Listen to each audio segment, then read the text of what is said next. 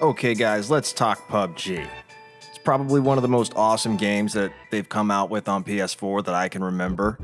Not because it's an awesome game, but because it was on PC and mobile and it's sort of worked its way up through the ranks over the years. It's super popular because of its tactical, sort of precision, almost real world gameplay. And if you get greedy, just like in real life, sometimes you take a bullet to the brain. Now, you have to work as a team, so if you're not communicating and you're not actively seeking to come up with a plan with your teammates, then this happens. You die. It's definitely not a game for the people that just want to have the mindless button mashing. We're not going to say any names. But it also has a fun side to it. You can do things like, playing chicken with another player on a different team, or, riding around just for the heck of it, just to do something fun. And it's not just about killing each other. In the game, there's actually a lot of opportunities to have fun and play with other people that are of like minds.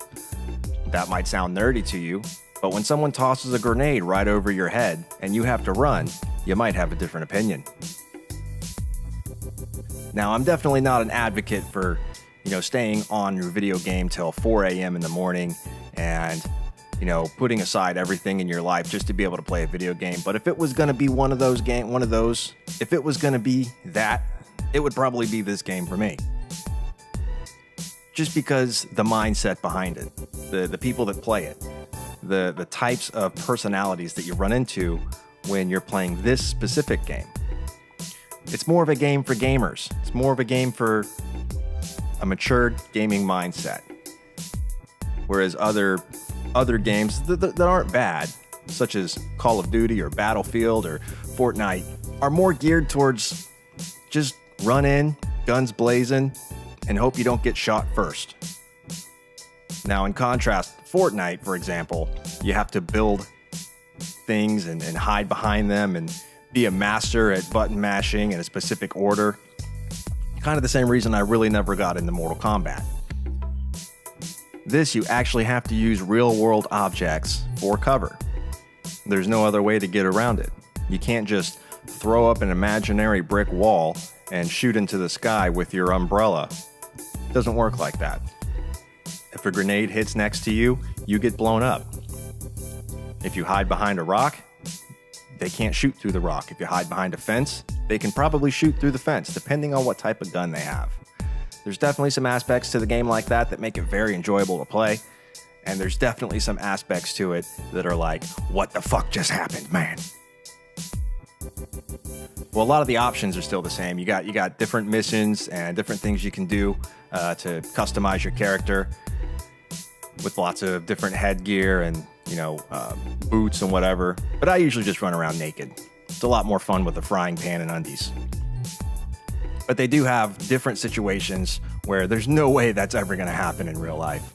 And it makes it very frustrating when you spend 20 minutes running around a huge stage just to find, your guns and your gear and everything that you need to keep yourself alive in your next engagement. And then you end up, finding a couple of vehicles and riding out, and you're like, okay, let's go to the battle zone.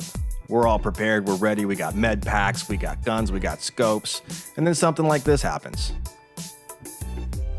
And you say to yourself, what the fuck? Where'd you go? I just blew up, dude.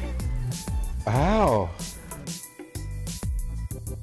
But then it's just right back to another game, where you might run into some character that decides to be a little bossy today. No, we're not getting that. Yo, don't get in that car. That thing's fucking loud. Where is it? No. Right over here, man. No, I'm not getting that. Yo, take a left across this field. Don't go on the road. Stay off roads. Or let me drive. I would love to drive. Yo, pull this motherfucker over. Let me out. Let me out of this car. Son of a bitch. He's drunk, man. Don't let him out. Don't. Yeah, like you drug son of a bitch. Fuck you.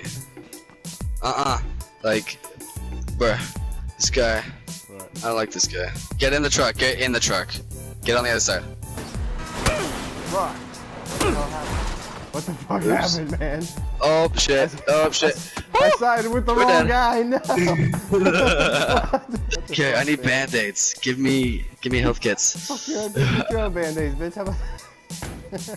They have the public test server now, which currently they're running a snow map on, which is pretty awesome, where the players can actually test the stuff out. So if they do come out with a story mode, believe me, I'll be the first one to test it. I'll probably make a video up and put it up for you guys who are considering getting the game.